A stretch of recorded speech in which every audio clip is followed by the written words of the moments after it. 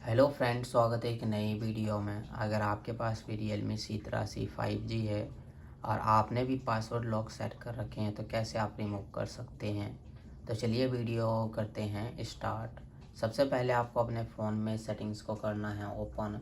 ऊपर की तरफ स्क्रॉल करना है, सिक्योरिटी एंड प्राइवेसी पर क्लिक करना है। ऊपर की तरफ स्क्रॉल करना है, डिवाइस अनलॉक पर क्लिक करना है, स्क्रीन लॉक पर क्लिक करना है। उसके बाद जो है आपको इस टाइप का इंटरफेस देखने को मिलेगा। पासवर्ड लॉक सेट करते समय आपने जो भी पासवर्ड इंटर किए थे आपको वो सेम पासवर्ड इंटर कर लेना है और डन पर क्लिक कर देंगे।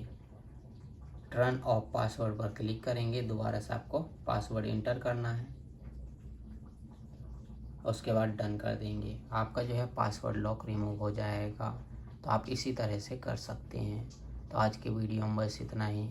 और हमारे वीडियो देखने के लिए share, subscribe, like, bell icon के बटन ज़रूर दबा दें ताकि नए वीडियो का नोटिफिकेशन आपको मिलता रहे। मिलते हैं नेक्स्ट वीडियो में एक नई टॉपिक के साथ। तब तक के लिए नमस्कार।